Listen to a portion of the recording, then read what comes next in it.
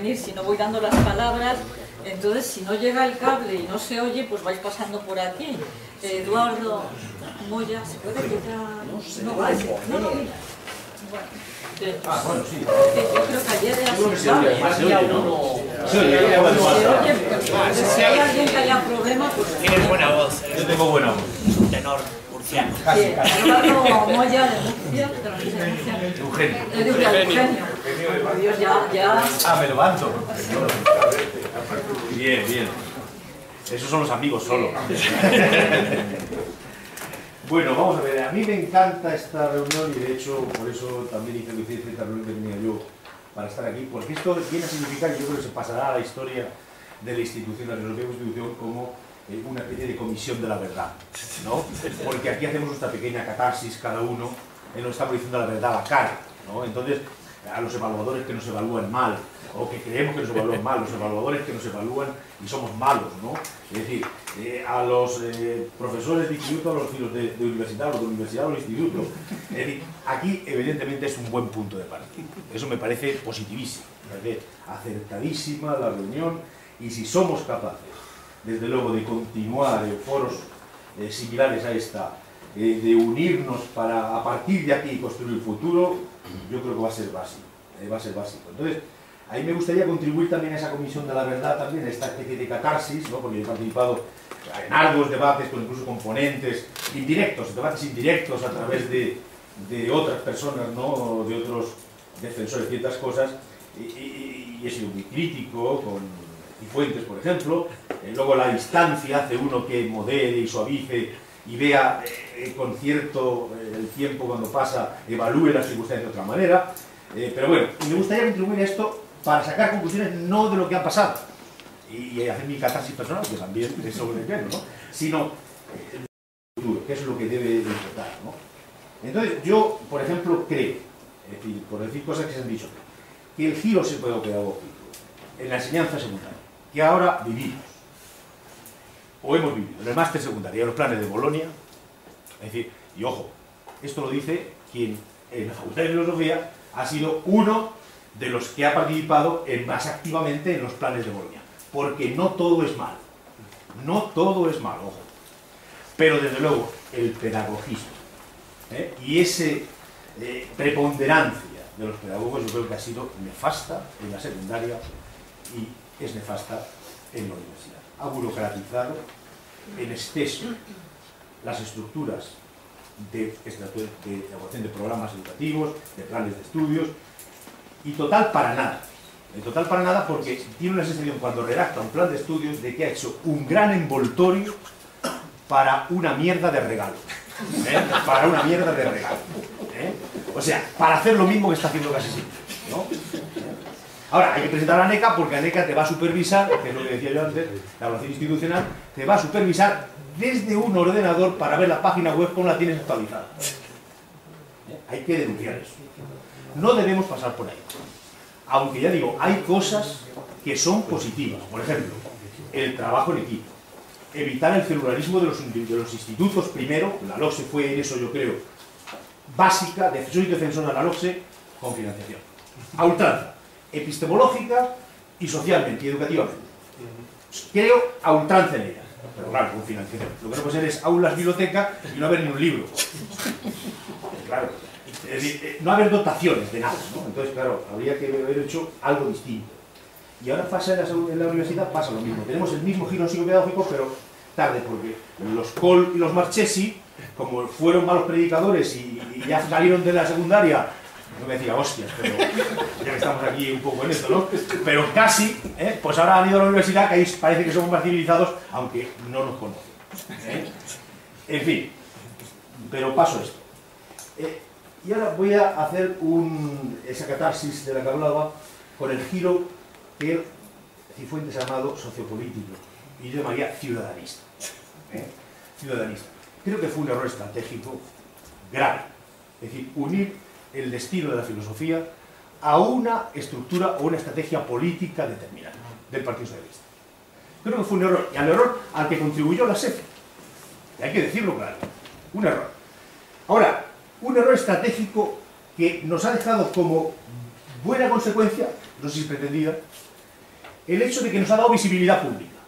O sea, la unión de filosofía con ciudadanía, al final lo que se transforma en la opinión pública es que los filósofos lo que hacemos es formar ciudadanos. No sé si es un argumento insuficiente, pero sí es verdad que ha funcionado. Y de hecho muchos profesores de instituto dicen, oye, cuando llega un padre, pues me dice, pues ya sepa que sirve la filosofía. ¿Eh? Porque no hace buenos chicos, ¿no? A ciudadanos, no está mal, no está mal. Entonces, aunque fue un error estratégico, yo reconozco que con el tiempo a lo mejor produce un éxito en la imagen. Pero es un error estratégico porque nos puso en el abismo de la desaparición. ¿Y por qué? Y es lo mismo que vamos a poner ahora, porque aquellos que defendieron, lo que llamas tú, el giro humanista, yo entre comillas humanista, que es el PP, con el PP hay que reconocerlo, nos ha ido muy bien en filosofía. Siempre en secundaria, el PP, por el giro humanista o por lo que quiera, nos ha ido muy bien. ¿Por qué? Porque en el fondo lo defiende como una defensa de las humanidades, frente a la tecnología, frente... por las circunstancias que sea, nos ha ido bien. Pero ojo, es decir, que nos haya ido bien en el pasado significa que no vaya a ir en el futuro, porque el ministro que tenemos ahora mismo es un auténtico peligro. No digo peligro porque es, y no por cualquier circunstancia, ¿no? Ver es sociólogo. Y si nefasta fue la ministra San Segundo, este puede ser más nefasto todavía. Porque yo alertaba hace mucho tiempo, y esa es la polémica, de que abrir la filosofía y unir la ciudadanía podía darles un argumento de peso a los licenciados, y sobre todo a los que egresan licenciados, en ciencias políticas, en derecho, en sociología, a buscar en la secundaria un nicho, una salida para sus formados.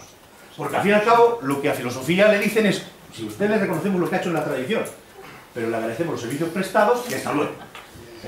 Y ahora vamos a sacar la beta de la educación que existe. Y es que, claro, nosotros hablamos de la formación, del Bildung, se nos caen se nos sale la boca grande.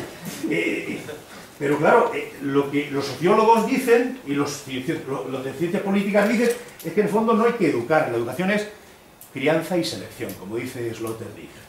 Sin llegar a antropotecnia, pero casi. Una sociotecnia. Y ojo, yo ahí veo el peligro. No creo que la solución sea esa. Es decir, creo que si la filosofía es atractiva, es porque, y yo retomo una idea, claro, cada uno de ustedes saca a reducir a sus muertos, ¿no? El Husserl y Kant. Decía Kant que toda reforma educativa tenía que hacerse en función, en esto coincide Husserl, no de lo que cada ministro quiere, sino en función de la humanidad que se pretende. Esto dicen las lecciones de pedagogía, del hombre que se quiere. Entonces, lo que es evidente es que la función de la filosofía no puede ser nunca positiva. Y ojo, si sustituye la educación para la ciudadanía, por algo así como valores constitucionales y tal, ojo, ahí estamos perdidos, porque son valores positivos. Y los filósofos, no, desde luego, no vamos a tener nada que decir ahí. Porque nosotros tenemos que atender al interés emancipatorio. Y eso hay que reconocerlo. No sé si crítico o no, pero el interés emancipatorio es clave. Yo creo que ahí es nuestra defensa. Lo citaba, un texto magnífico. Yo no sabía ni siquiera que estaba traducido, y de hecho le propuse a la SAF traducirlo hace 3-4 años, que es la filosofía como escuela de libertad de la UNESCO, el papel de la UNESCO. La filosofía como escuela de libertad, donde propone, de acuerdo con la Declaración del 95 de París, no solo que se ponga filosofía donde no esté, sino que se aumente la carga horaria donde no esté, dada la importancia para formar ciudadanos. Entonces, esta es la propuesta general, pero yo voy a las propuestas particulares, para que se tomen en consideración, para hacer una traducción.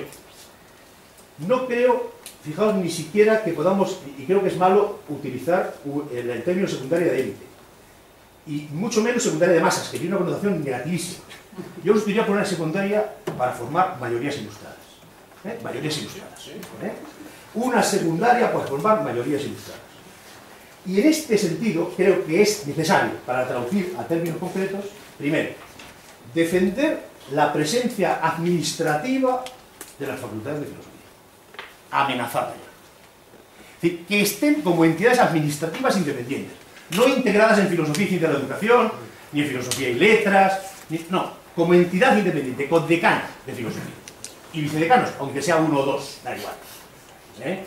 Que esté, porque esa visibilidad es fundamental para la defensa. 2,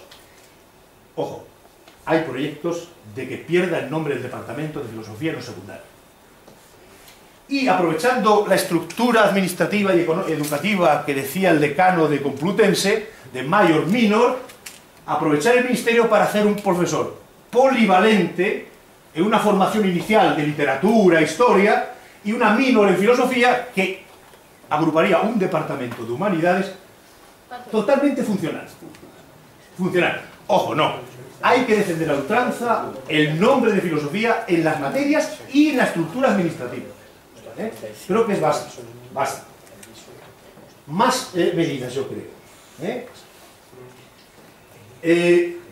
La reforma de la selectividad. Yo creo que es fundamental. La reforma de la selectividad se está intentando comunidad a comunidad. Yo creo que debemos abrir el paso ya a un cambio, digamos, de paradigma. No puede ser el texto la única referencia de los alumnos para la selectividad, aun reconociendo que el texto es el elemento básico, todavía en filosofía. Pero no puede ser solo. Habrá que buscar alternativas, opciones para hacer la disertación, para lo que decíamos el aprendizaje cooperativo. No sé qué forma tendremos que utilizar, pero de luego el texto no puede ser solo, porque al final nos quedamos convertidos y hay que reconocerlo. Mi hijo lo veo en secundaria. Mi hijo es de los que a lo mejor quiere estudiar filosofía. Lo digo por el texto, Fernando. Y estoy de acuerdo contigo en la defensa de la enseñanza pública. También hacemos cosas bien. Y reconozco también que hay mucho asentismo en nuestras clases, en las facultades, en institutos, y que no se hacen todas las cosas bien.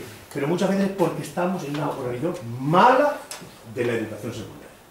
Creo que profesores de instituto y universidad deberían hacer como una comisión, y aquí podría ser un bueno para hacer una comisión nacional, porque yo creo que es fundamental eso. La unidad en el Estado para tener fuerza. De una reforma a fondo de la selectividad. Que abandonase un poco ese prurito academicista del texto, de cometer el texto técnico, que al final se convierte en una especie de academia para preparación de alumnos de selectividad. Más medidas, para que se puedan aclarar. Es decir, me parece que es fundamental, aunque parezca un poco vendernos a la americana, pero es una experiencia buena que tiene en Valencia. Las Olimpiadas Filosóficas. Creo que es necesario organizar en cada comunidad autónoma una Olimpiada Filosófica para dar trascendencia pública. Y al final una especie de Olimpiada Filosófica Nacional. Eso da visibilidad pública. Irremediablemente. Y nos obliga a un esfuerzo de coordinación de programas, o al menos de temas importantes que consideramos, que no es poco. Y desde luego, es decir, decirle a nuestros egresados que evidentemente no son solo los filósofos los que dan clase en secundaria, y que, porque la perspectiva de luego son negativísimas, yo me sumaría a la defensa de la enseñanza pública, que ha hecho Fernando Broncano. Creo que es fundamental. El primer punto debería ser ese, una enseñanza pública de calidad. Y decirle a nuestros estudiantes que si no tienen verdaderamente oposiciones, por ejemplo, porque es muy difícil, porque están en situaciones difíciles, pero desde luego yo creo que la filosofía debería incorporarse a la sociedad para hacerse visibles en muchas casos. En la experiencia de Encuentros de Murcia, nosotros tenemos un programa de visita gratuita a los centros para dar conferencias sobre temas de interés. Europa, filosofía y tecnología, la mente y el cuerpo. El laicismo nos deja. Bueno, no sé, a lo mejor es muy que sí, no lo sé. Pero el caso es que vamos a los centros y damos una charla gratuita, solo pagan, si pagan las dietas. Y es fundamental. Hemos aumentado, no será solamente por eso, pero hemos aumentado el número de alumnos que llegan a la facultad. Porque tiene visibilidad, la gente identifica, ¿no? Y dos, diagnosis del problema. Es decir, debemos entrar con los alumnos que egresan de nuestras facultades, integrarlos en grupos de trabajo para diagnosis de problemas sociopolíticos, de inmigración, de interculturalidad. Es decir, eso debemos también agrupar y hacer nuestras facultades para que hagan eso. Es decir, yo creo que deberíamos salir de aquí, no sé las propuestas que habrá, termino ya, termino. Es decir, es contaminado, termino 15 minutos. Yo. Sí, porque si no, o voy a pasar yo. Y entonces me gustaría, es decir, yo creo que debemos bajar desde la generalidad, el diagnóstico, hemos hecho una cosa de manera perfecta, a la praxis común, y que la lidere, esa es mi propuesta del final, que la lidere fuera de las guerras fratricidas de sociedades académicas, de lógica, de ética, fuera de SEFI, fuera de FESOFI, fuera la Junta de Decanos, con participación, de invitación, lo que fuese, de una representación de profesores distintos. Me parece que es necesario para liderar estas cosas, que lidere el cambio, aunque no lo lleve a efecto, pero que lidere, para ser un grupo visible ante el Ministerio y pedir de luego audiencia pública ya. Gracias, Eugenio. Voy a dar la palabra.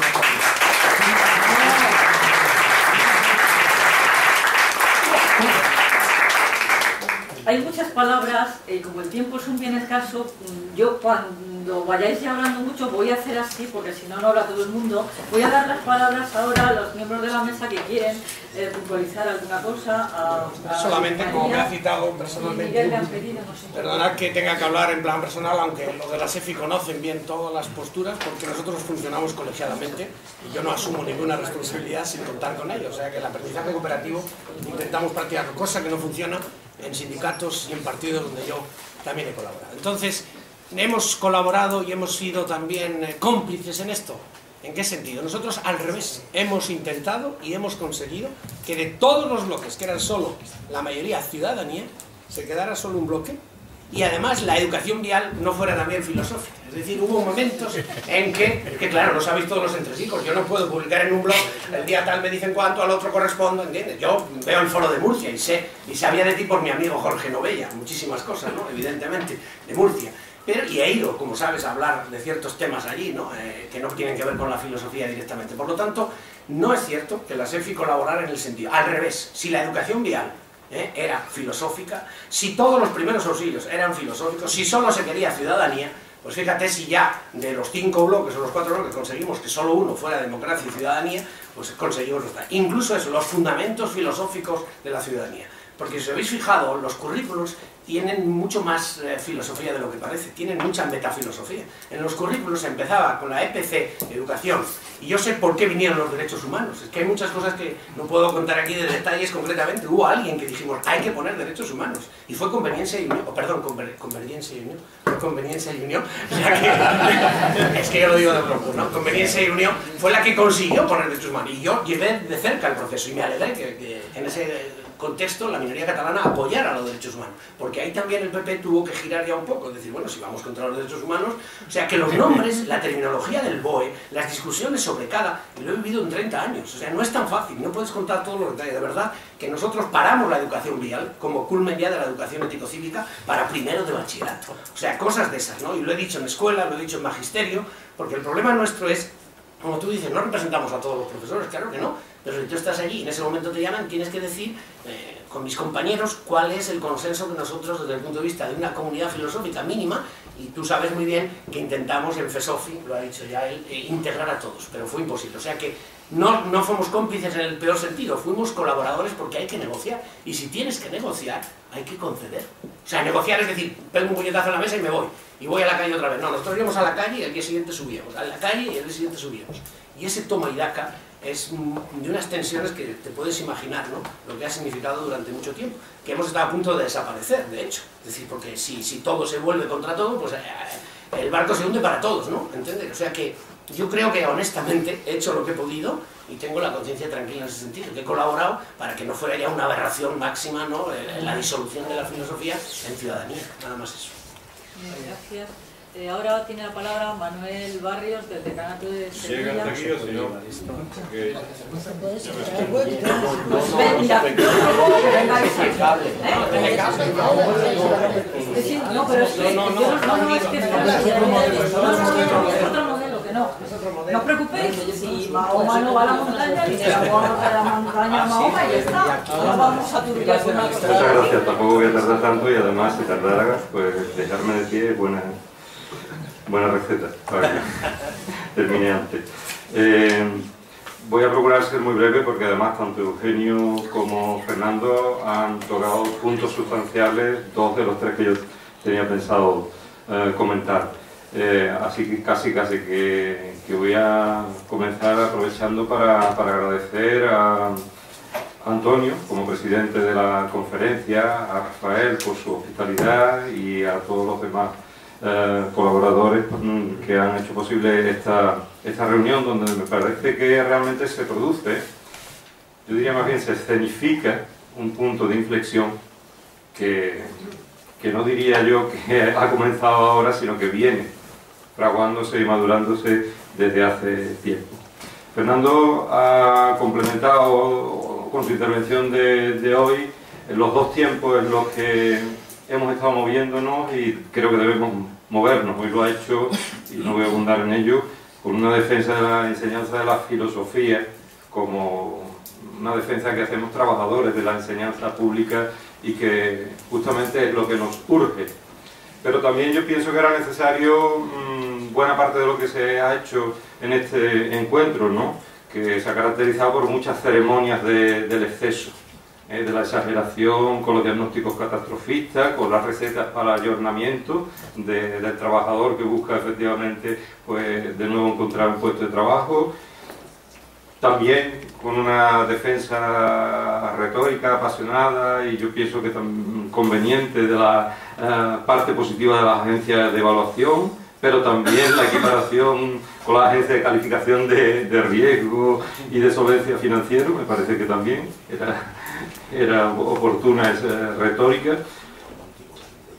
El exceso teórico de ayer, si me lo permiten los tres brillantes intervinientes, el exceso teórico de preguntarse por el sentido y la pertinencia de las preguntas por el lugar de la filosofía, en vez de responder o aprestarse a responder, para recordarnos de nuevo, incluso en esta urgencia, pues que lo nuestro es ser profesionales de la pregunta y del cuestionamiento. Yo creo que eso era importante para, como se dijo, no enredarnos en cuestiones identitarias, sino que en todo caso, antes que pretender responder, que en la filosofía convenir en que hay una actitud, una actividad, hay un difuso aire de familia que hace que nos sintamos todos emparentados por una pasión común. Yo creo que eso era algo también importante, necesario, junto con esto que nos urge, esa defensa de la enseñanza pública, el que flotara ese sentimiento. Yo ayer, por ejemplo, pues pensaba que efectivamente, si nos ponemos a intentar definir la filosofía, responder a ello, pues sería interminable la batalla dialéctica en la que podríamos entrar, pero cualquiera que se hubiera asomado por aquí y nos hubiera estado escuchando, se habría dado cuenta de lo raros que somos todos. Y en esta galería de raros en la que nos encontramos, pues yo creo que también es conveniente efectivamente decir cosas que ya no son parte del pasado, sino que comienzan a ser parte del futuro. Yo no me identifico, por ejemplo, con el reproche de los abandonados que hemos dejado a los profesores de la secundaria. Quizá debíamos haber explicitado mucho más hasta qué punto hemos estado en unas batallas paralelas que ha podido hacernos sentir en determinados momentos que habíamos perdido esa comunidad, pero no era cierto. No era cierto, del mismo modo que no es cierto ese desprecio a la didáctica de la filosofía. Al contrario, el desastre en que se ha convertido hoy en día el MAES viene justamente de una defensa de la educación filosófica por parte del profesorado universitario. Ha sido el intento de que no fuera el giro psicopedagógico el que hurtase en la carga docente en el MAES, lo que ha hecho pues que haya sido un territorio de conflicto que ha dado lugar pues a ese extraño constructo que hoy en día, donde todavía seguimos rescatando territorios, por supuesto para la didáctica, pero la didáctica de la filosofía por parte que saben, pues, personas que saben qué es la filosofía, y no a través de formularios baratos y vacíos de enseñar a enseñar y aprender a aprender por parte de gente que no saben de qué están hablando. También se ha hablado, yo creo que eso ha sido cierto durante mucho tiempo, se ha hablado de que debíamos incluso dejar atrás la vieja herida, no sacar los cuchillos, etcétera, etcétera. Bueno, eso es verdad en parte, yo lo he vivido, yo he tenido que presidir la comisión que elaboraba el plan de estudios del grado de filosofía, donde heredábamos pecados del pasado, quienes allí estábamos trabajando por un futuro diferente. Pero junto con eso, como digo, estaba ahí gravitando, que era parte del pasado y que habíamos heredado, yo tenía otro sentimiento que también está aquí y yo lo quiero explicitar.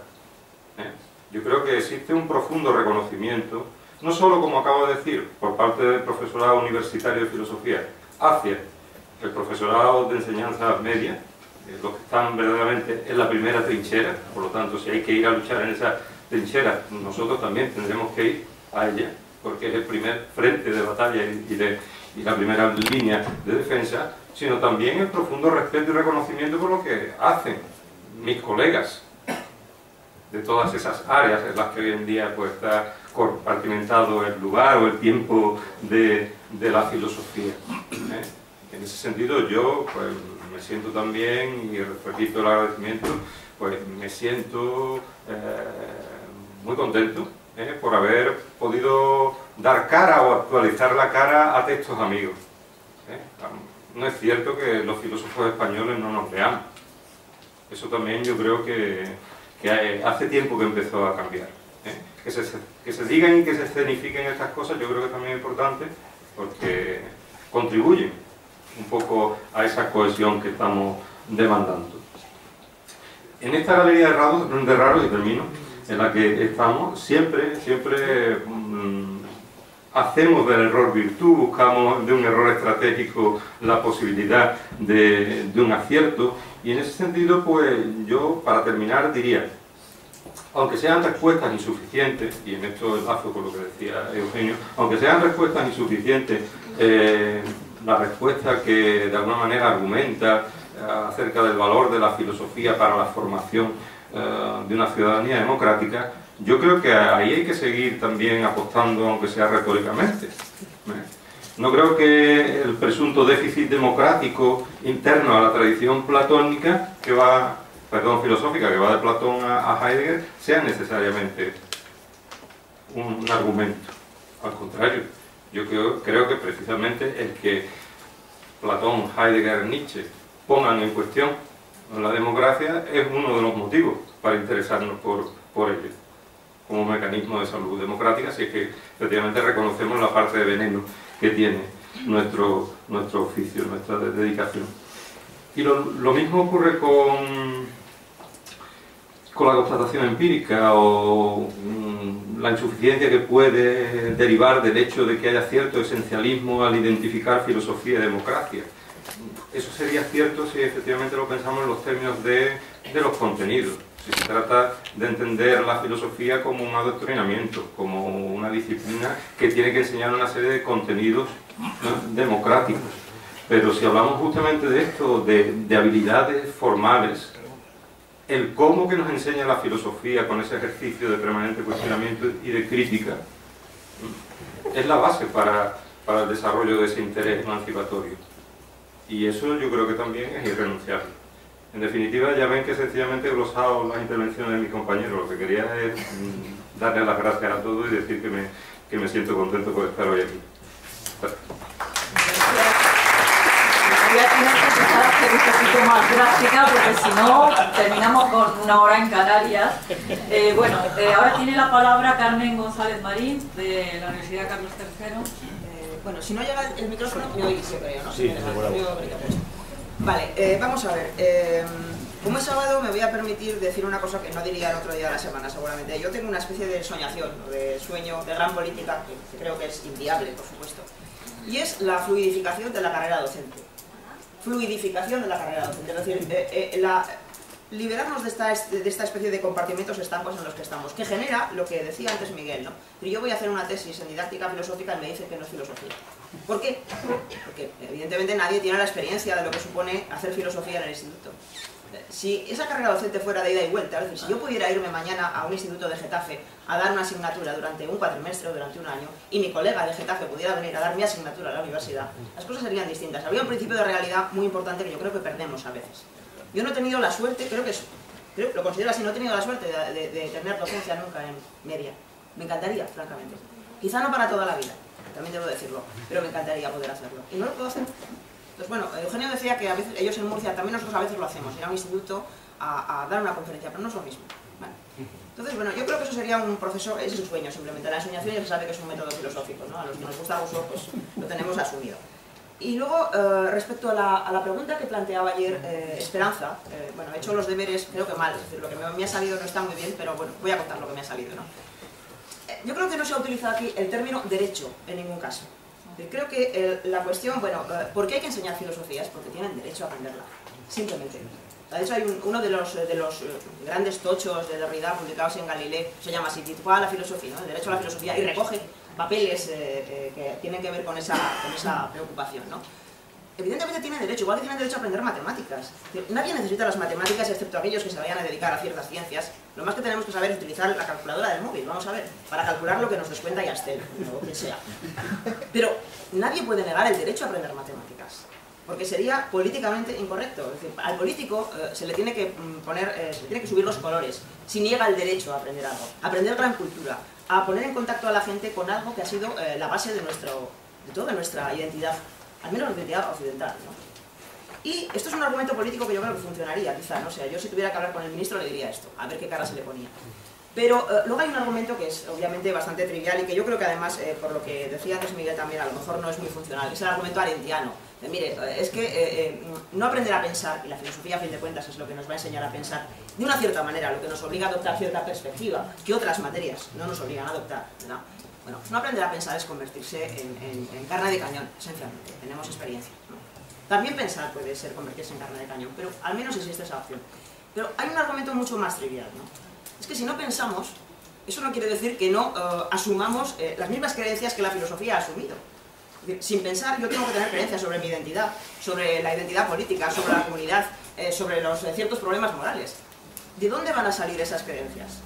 ¿Serán mostrencas? ¿Serán prejuicios?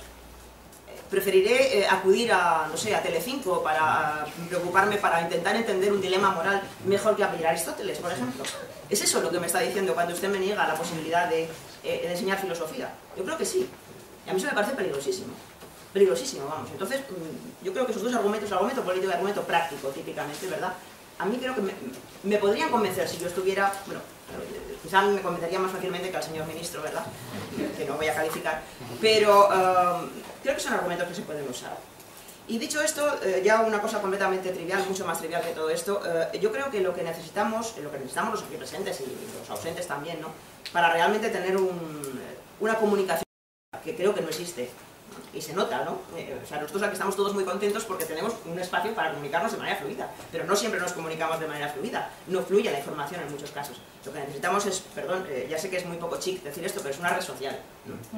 Necesitamos un Facebook, necesitamos algo en lo que podamos participar todos de manera simplificada, para que no tengamos que acudir a las webs de las organizaciones o de las sociedades, porque eso es muy complicado. O sea, si cada uno tiene que buscar la web de la organización correspondiente para hacer algo, va a ser muy difícil para todos. Un espacio común, simplemente, donde podamos subir cosas, donde podamos informar de congresos, donde podamos hablar, ¿no? Y hay buen acceso a los jóvenes, al secular, claro. Y eso además eso sí tiene una visibilidad universal. ¿Para qué negarlo, no? O sea, nos guste o no nos guste. Bueno, luego tenía una propuesta sobre los proyectos de investigación, pero como no está María José Zapoli, pues no la voy a hacer. Muy bien, gracias Carmen. Bueno, estamos adelantando, yo según hablaban los compañeros anteriores, se me iban ocurriendo también propuestas de la primera a lo mejor reconvertir el blog que ya hemos empezado a tener, que está aquí proyectado en la pantalla, y bueno, también hay una conexión ahí con Twitter y con Facebook. Entonces bueno, yo como ya lo has sacado, lo tenía un poco aquí anotando para decir al final, me anticipo un poco. Yo creo que luego podemos hacer con Antonio después en la segunda ronda un resumen de propuestas. Y entonces sigo dando palabras, que hay muchas, yo creo que nos vamos a tomar un poco más de tiempo porque si no, no llegamos. Tiene ahora la palabra Esperanza Rodríguez, nuestra mencionada Esperanza. Hola, buenos días. En primer lugar, gracias a todos. Parece que habéis hecho los deberes y que esta noche o esta mañana habéis pensado algo para contestar a esa pregunta. ¿Por qué tiene que estar la filosofía en la enseñanza secundaria? ¿Qué tenemos que decirle al ministro? Bueno, algunas de las cosas que aquí se han dicho, nosotros ya las habíamos pensado, pero necesitábamos que las pensarais vosotros también, otras no. Necesitábamos que las pensarais vosotros para hacerlas vuestras y ayudarnos a defenderlas. Yo voy a ser breve porque algunas de las cosas que voy a proponer ya se han dicho. En primer lugar, creo que es imprescindible la continuidad. Este es un primer paso, creo que ha sido una catarsis buena. Es un primer paso y tiene que ser solo eso, un paso, hay que continuar. Creo que lo de la comisión es importante, comisión, observatorio, espacio común, lo que sea, pero esto necesita continuidad. En segundo lugar, creo que es importante esto que has dicho de una comisión para ir a hablar directamente al Ministerio con representación por ambas partes. Yo no sé si representantes de las universidades, decanos, etcétera, pero con profesorado también de secundaria. Necesitamos ir juntos en un bloque común y eso habría que empezar a organizarlo a partir de ahora.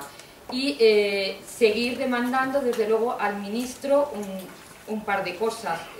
En la carta que nosotros ya hemos mandado lo pedimos, el espacio para la filosofía, pero creo que es verdad lo de reivindicar el nombre de filosofía.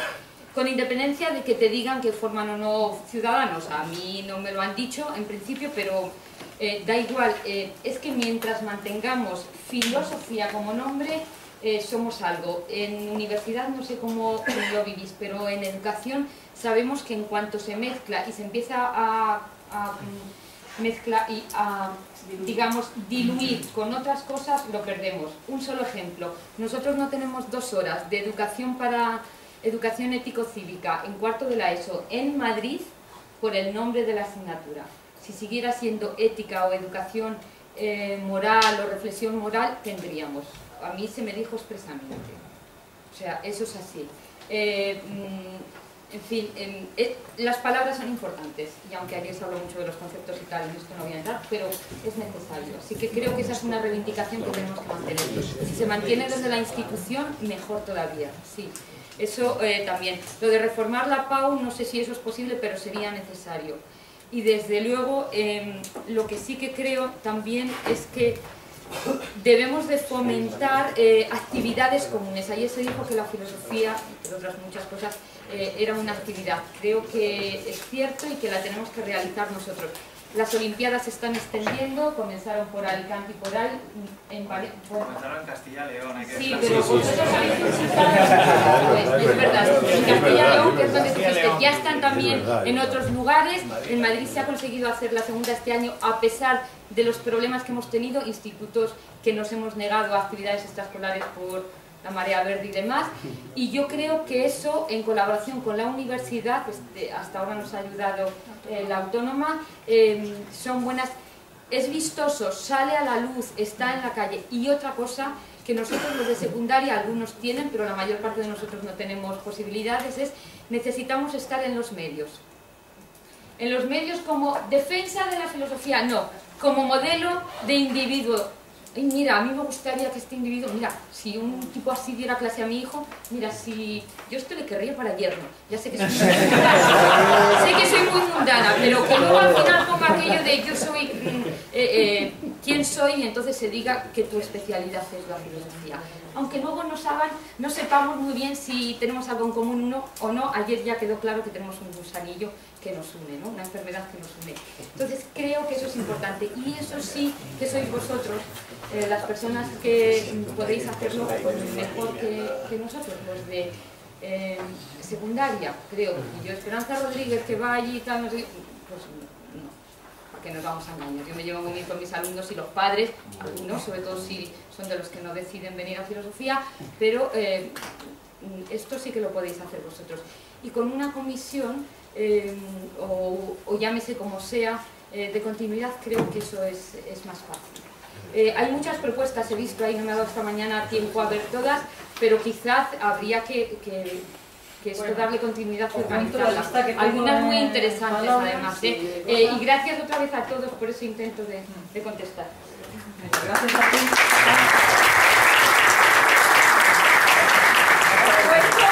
Las palabras que hay pedidas. Primero tiene la palabra la compañera que está al lado de Esperanza, es que no sé tu nombre, María José. Después Miguel Vázquez, luego Antonio Campillo, después Emilio Martínez, luego Jordi Beltrán, Vicente Sanfélix, tu nombre Alejandro, y teníamos que dar la palabra también a Ángel Martín y a Luis Arenas. Entonces yo eso, y ha pedido ahora la palabra también Ángela Sierra. Hay que poner en algún momento, o sea, si os parece, con Ángela Sierra cerramos las palabras pedidas. Las propuestas que tenéis que hacer, si queréis yo os daré la palabra y si no, están en el blog, o sea, y hay preguntas a las que no estamos contestando, preguntas concretas que nos habían hecho también en esta mesa. Yo creo que esas preguntas, creo que al menos los miembros de la mesa habrá alguna pregunta que a lo mejor si se habilita el blog y quien quiera se pueden dar respuestas por escrito en un momento dado, yo creo, porque es que si no nos estamos aquí hasta la noche. Entonces, María José, si quieres, por favor. Sí, quería hacer... bueno, las propuestas que se me ocurren ya están planteadas, entonces resumiendo, uno, que es lo del nombre de filosofía, no perderlo. Cuando estuvimos en el Congreso, algunos de Europeo de Ciudadanía en Madrid, un inspector de educación del Ministerio todavía no sabía cómo plantear el tema de filosofía, las demás áreas estaban todas muy cuadradas y en principio resultaba que había como en un interrogante que filosofía iba a ser área, o entre comillas. Incluso me pasó a mí el PowerPoint ese y parecía allí que iba a ser un área. Lo que resultó es que no era ningún área y siempre hemos estado en secundaria unidos al principio pues con religión, después con otras ciencias sociales, lo que sea. Entonces yo creo que una reivindicación sería mantener, o que se colocase el área de filosofía ya en la educación secundaria. No solo con lo que estáis hablando o planteando desde universidades, sino que en un espacio propio, o departamentos, y hemos estado compartidos con otros, ¿no? Entonces, el área desde secundaria, que ya en la anterior casi legislación se iba a plantear y se eliminó. Eso por un lado. Por otro, quizás antes nos ha explicado Miguel lo de la Declaración de París. Yo estuve leyendo ese documento y quizá podía darnos una idea de que de aquí o de las próximas reuniones podría salir una declaración de Madrid a través de las propuestas del blog, a través vía redes sociales y en resumidas darle una dimensión pues también internacional, ¿por qué no? O sea, española, pero unidos pues apoyándonos a los que se han hecho en otros países. Indudablemente Francia es un modelo a seguir porque, como tú has explicado muy bien, la filosofía no estamos tan mal si vemos todo el panorama de todos los países, incluidos asiáticos y africanos. También, entonces quiere decir que europeos en concreto, pues casi estamos con Francia, que es un modelo potente, y en cuanto a ahora es incluso mejor. Entonces eso tenemos que seguir manteniéndolo y no ver que es tan catastrofista en ese sentido. Y luego, otro asunto es el de las comunidades autónomas.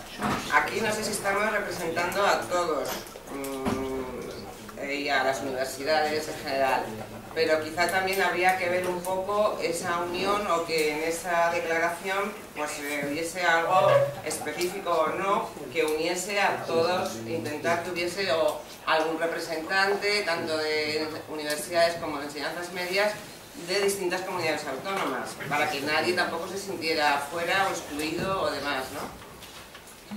Y luego otra cosa solamente, con esto acabo, que me parece curioso, es preguntarle a Miguel cómo habéis hecho en Galicia para colocar, por ejemplo, esas optativas dentro de la enseñanza secundaria, en la última, con la última reforma. Porque aplicando el decreto de mínimos del Estado, en otras comunidades se planteaba como imposible por las administraciones. Entonces, ¿cómo lo habéis hecho? Teniendo en cuenta que tenéis también una lengua propia, o en otros casos País Vasco, o en otros sitios, o en Navarra también tenemos una lengua autóctona además del castellano. Y sobre todo me has dicho que la que más triunfa es la filosofía del derecho. Pues preguntarte un poquito por eso, porque eso también me sorprende.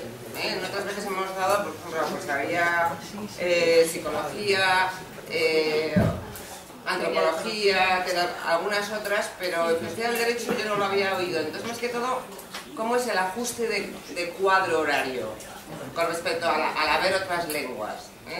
Gracias.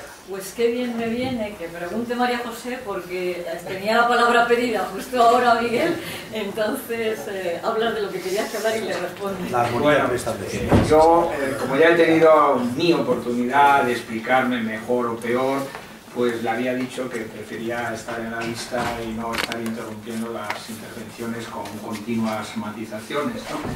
Porque las matizaciones pueden ser inacabables, ¿no? Pero bueno, ya que me preguntas, pues ¿cómo se consiguió? Pues la verdad que a veces las cosas son más sencillas de lo que parece, ¿no? Eso coincidió en un momento en que, bueno, había un movimiento fuerte de reorganización de una sociedad galega de filosofía que agrupaba tanto a profesores de universidad como profesores de instituto. Coincidió con el momento álgido de esa asociación se movió muy bien en las consellerías, con la gente recién aterrizada de un nuevo gobierno en ese momento del PP, curiosamente, con un gobierno del PP, y bueno, pues estaban asombrados. Tuvimos una semana y dicen, oye, que nos han aceptado todas las optativas. Así de simple.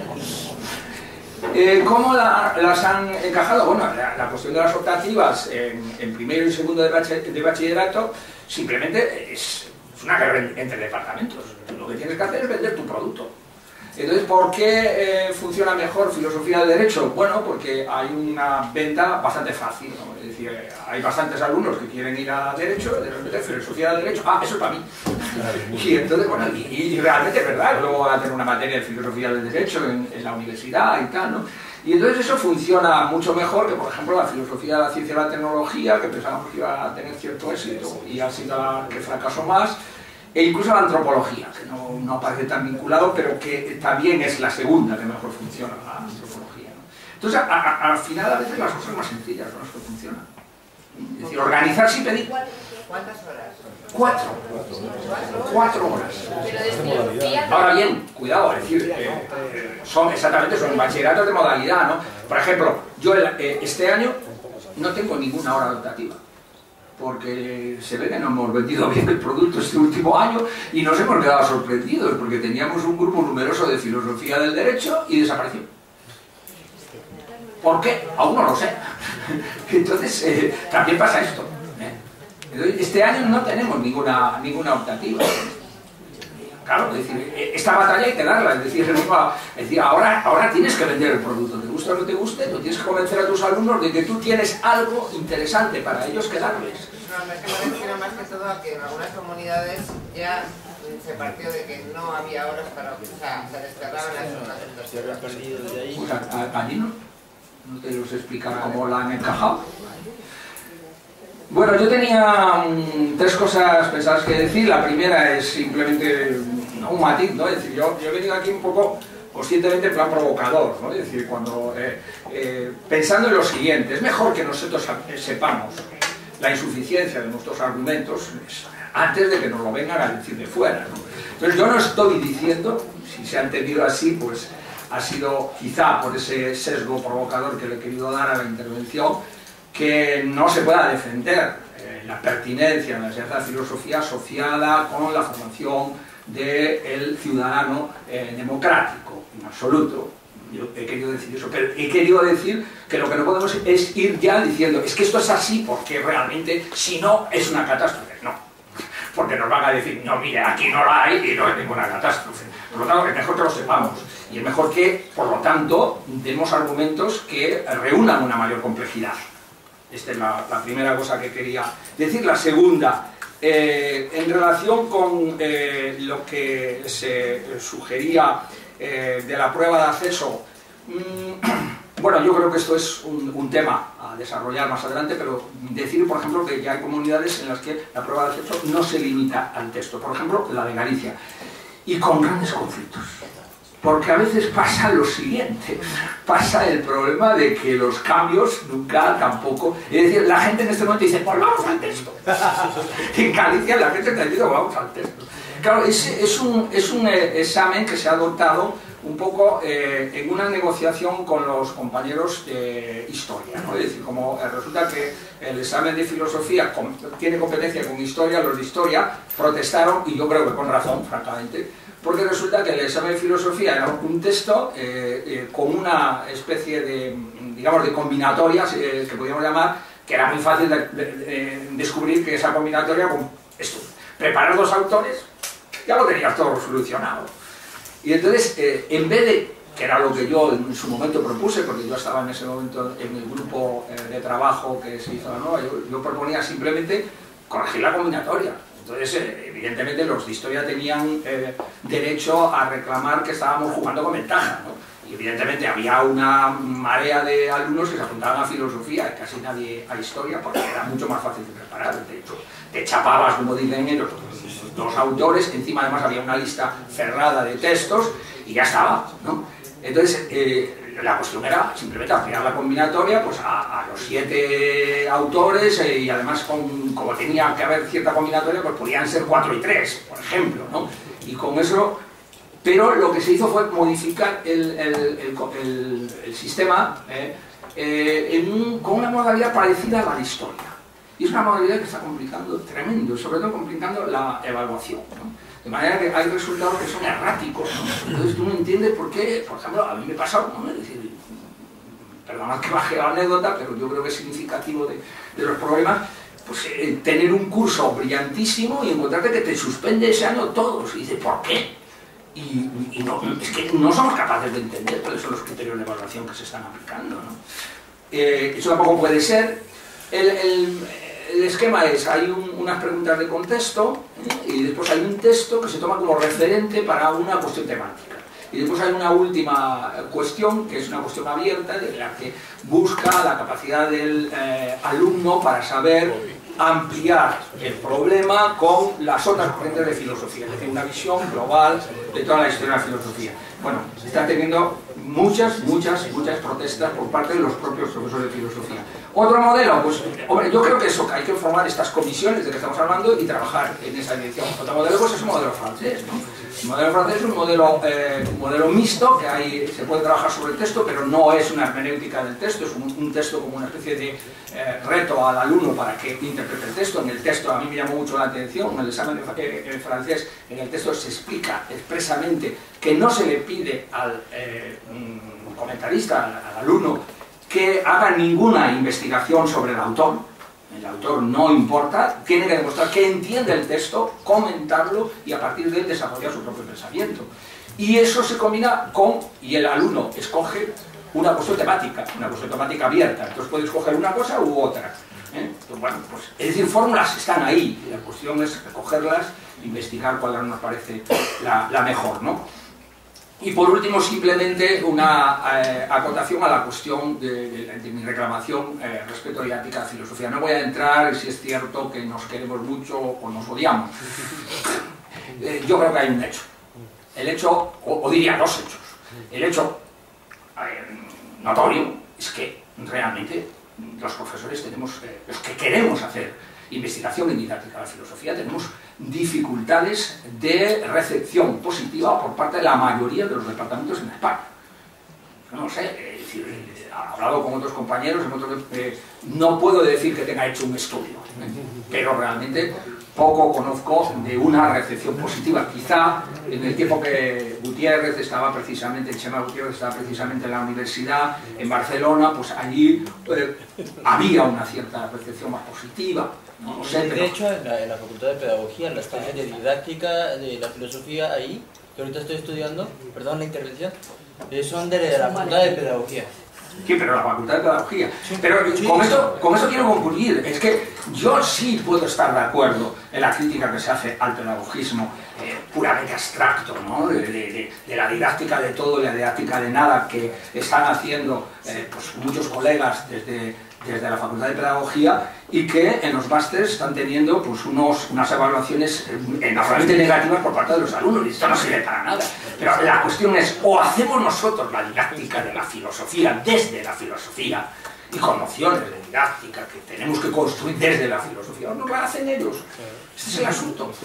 Y entonces la cuestión es, hagamos nosotros. Con nuestros libros, además. Con nuestros libros. Bueno, gracias. Miguel, le toca a Antonio Campillo ahora por la palabra. No sé si te vienes aquí. Sí, me voy a ir porque yo no tengo la voz que tenéis puesta. Sí, eso es lo que te iba a decir. Está bien que cada uno sepamos nuestra línea. Yo no tengo un bozarrón, así que necesito bueno, como aquí han ido saliendo ya muchas propuestas mezcladas, unas que corresponden, digamos, a esta mesa de secundaria y otras que están anticipando un poco las conclusiones finales, yo voy a hacer algo parecido. Voy a hablar de ambas cosas.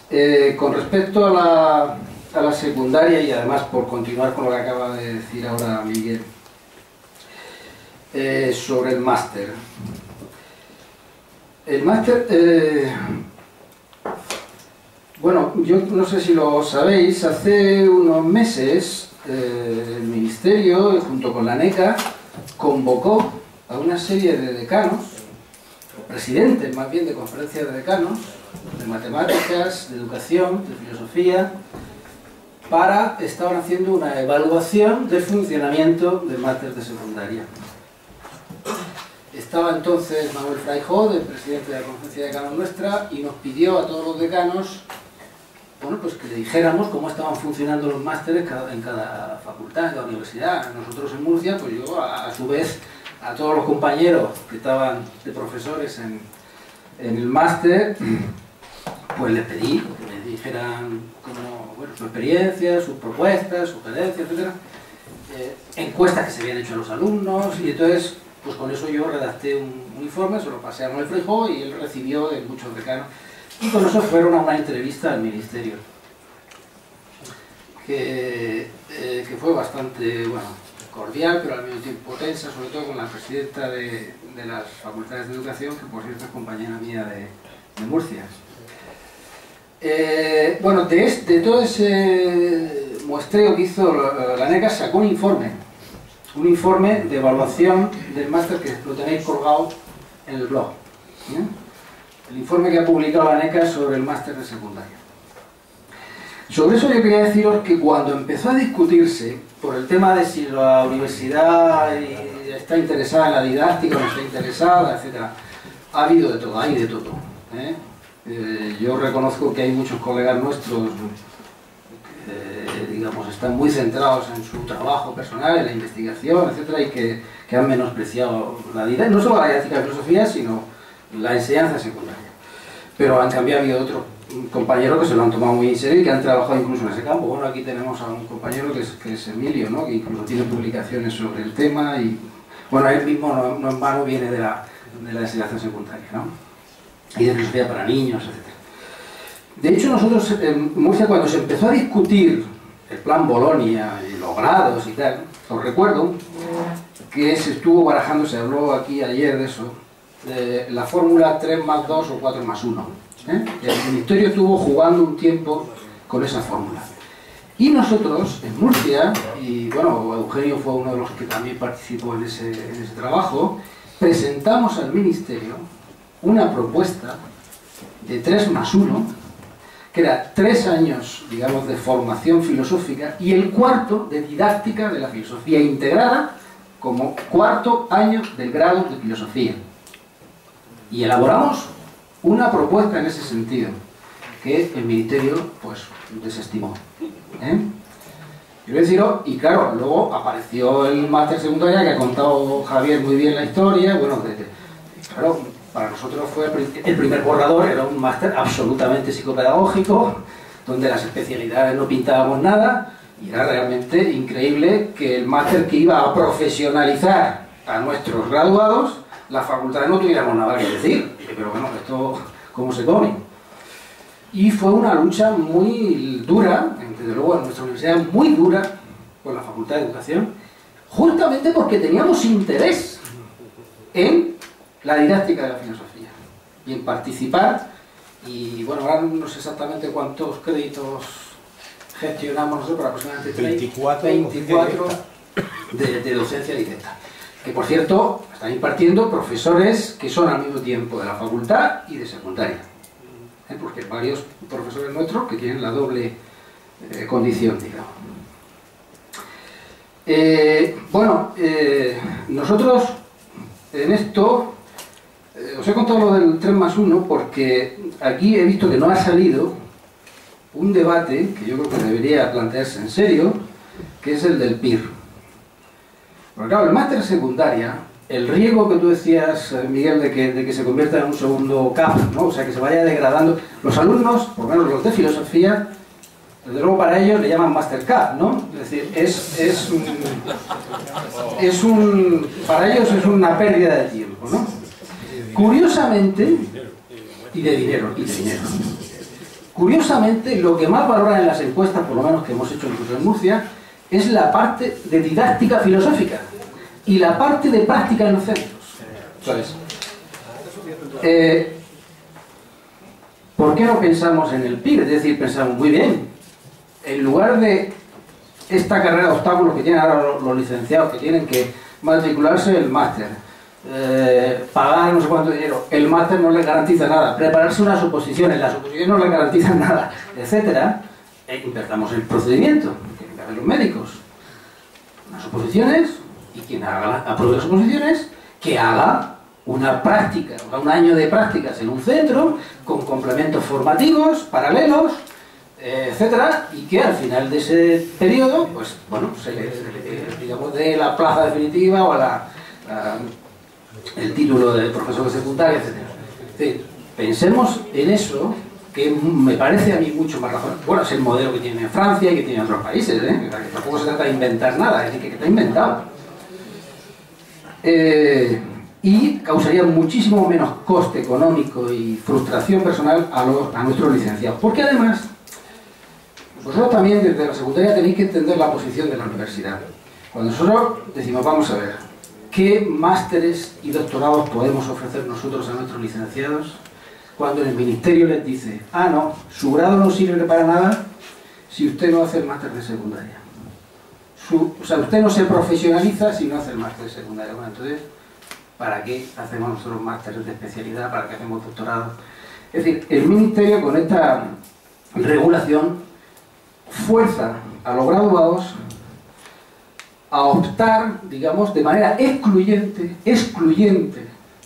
por la investigación, que es una aventura peligrosísima, porque vamos, si no tienes becas y tal, pues, bueno, esto es una carrera de fondo, o por la secundaria, vía máster de secundaria, etcétera, oposiciones y se convocan y vamos, yo me he encontrado con muchos licenciados que viven eso como una especie de dilema existencial.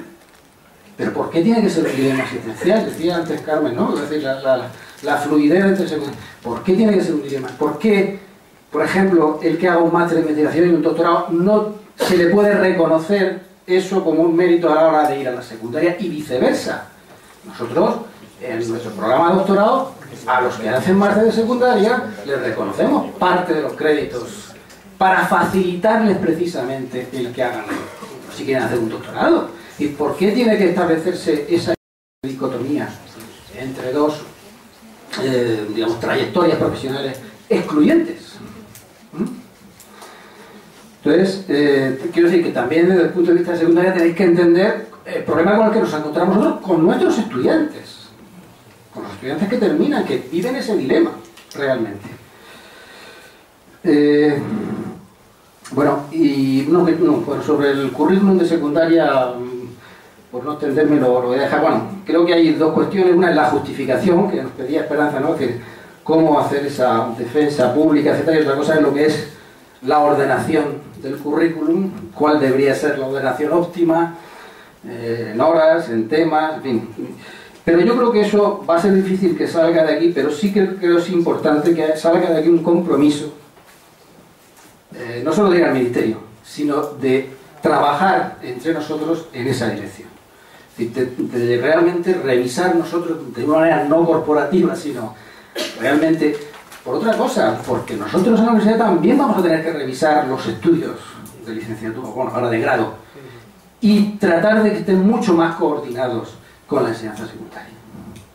Entonces es importante que también trabajemos juntos en eso, en que revisemos nuestros currículum educativos. Bueno, y ya esto me lleva un poco a aparte de conclusiones que discutiremos en la sesión final, ¿no?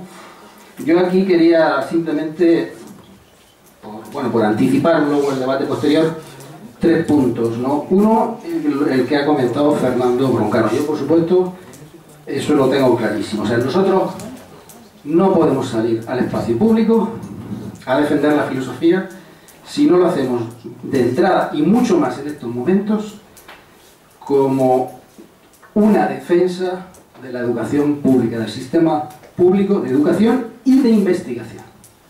Porque lo que se está destruyendo en España es el sistema público de educación y la investigación, las dos cosas. Nosotros tenemos que sumarnos a compañeros de otras muchas disciplinas y de todos los educativos que en estos momentos también están defendiendo la educación y la investigación. Un segundo punto sería, evidentemente, la defensa del derecho a la filosofía, ¿no? Es decir, la especificidad de nuestra profesión, de nuestro trabajo. Y tenemos con todo orgullo y con toda dignidad defenderlo. Y en tercer lugar,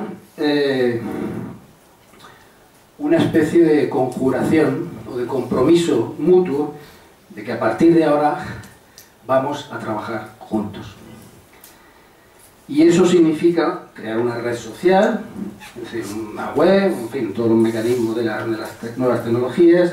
Significa crear grupos de trabajo en las diferentes, como han surgido aquí las mesas, en el tema de las materias secundarias, en los temas de las agencias de evaluación, que eso hay que seguir discutiendo sobre eso, en los propios estudios universitarios de filosofía, y para eso habrá que crear un grupo de trabajo en donde estemos todos, no solo de las distintas áreas universitarias, sino de secundaria y de universidad.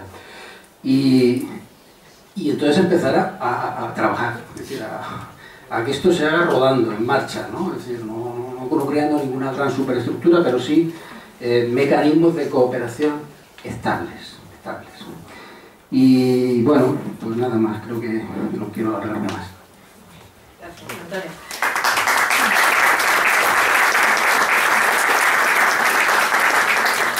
Me había saltado a Paquita Hernández, porque como estaba obsesionada con que no nos quitara, decía Esperanza, que en los medios, digo, que no nos quiten a las profesoras, a ver si hay alguno por ahí que dice quiero tener una nuera como esa o así. Entonces, yo obsesionada con que no se invisibilizara, yo la invisibilicé a ella. Entonces, tú ahora tienes la palabra y después iba Emilio, sí. No pasa nada, pero estamos ya todos muy cansados. No, cansados, ¿quién ha dicho que estamos cansados? Llevamos mucho tiempo hablando. Yo también me oí sin el micrófono. Sí, pero yo creo que vamos a procurar ser breves, pero que tenga todo el mundo que pidió la palabra. Simplemente, en realidad, me sumo a lo que ha dicho Esperanza, por supuesto, y a lo que acaba de decir Antonio, de que de aquí surja un compromiso de seguir trabajando. Yo lo que pasa es que hay una idea primera, que todo lo que se refiere a la enseñanza de la filosofía está también dentro del sistema educativo.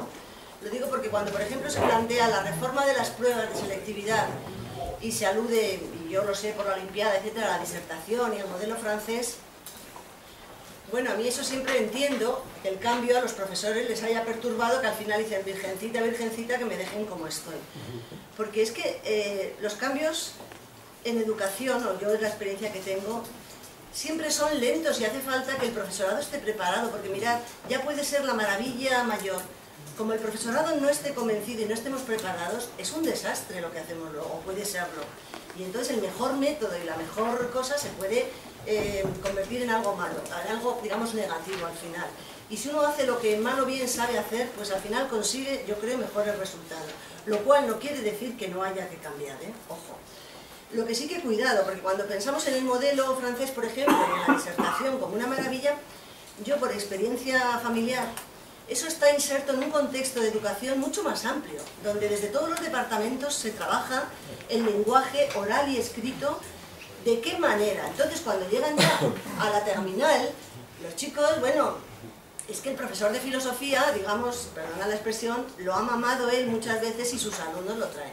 No es nuestro caso. Entonces, si al profesor de filosofía le ponemos el último año, ahora ponte a hacer disertaciones, y no se ha trabajado, pues pienso que podemos todavía descorazonarlo más. Es simplemente una idea, que hay que pensar con tiempo, y los cambios a veces se hacen, y ahora para este año ya, nuevo, y todos hemos vivido la angustia, ¿verdad?, de este año con esto. Que hay que hacerlo, pero con cuidado.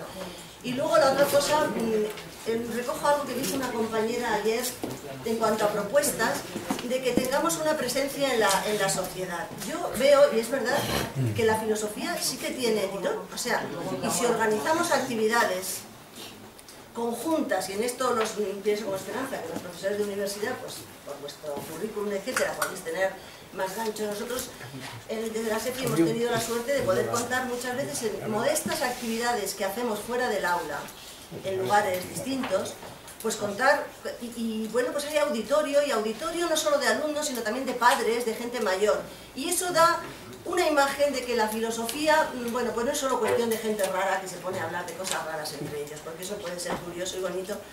Y la experiencia de la Olimpiada, que efectivamente, como ha recordado Esperanza, en Madrid ha empezado el año pasado, y este año ha sido estupendo ver que se han apuntado más centros. Castilla y León ya tenéis una experiencia de la que nos hemos servido en parte nosotros. Pues no sabéis qué bien y qué buena respuesta de los padres cuando van, o sea, una incidencia social. Entonces yo creo que ahí trabajar, lo que ha dicho la compañera de Alcalá, me parece que es esto, de poder hacer más flexible, eso sería estupendo, poder colaborar. Y yo no sé, claro, eso es romper inercias del sistema, pero hay que intentarlo. A veces en los propios departamentos de los institutos, yo he hecho experiencias con el profesor de ciencias, y crear, romper la estructura del horario era muy difícil. Bueno, pues yo creo que esa es una idea en la que hay que poder trabajar. Y por último, lo que decía la compañera del otro día, de hablar desde el punto de vista profesional. Poder enganchar, dijo una idea que me pareció muy bonita, con alumnos que han terminado filosofía, ¿qué están haciendo? Para ver que no solo la enseñanza es el futuro profesional de la filosofía. Yo tengo antiguos alumnos que en empresas le han buscado porque la formación mental de un filósofo, decían, yo no sé, para este mundo tan cambiante, tan variable, le daba juego a la empresa. Bueno, pues cosas de esas, crear foros en ese sentido. Bueno, gracias, Paquita. Tenemos que hacer una pausa ahora, porque el café lo tenemos preparado en el bar de alumnos.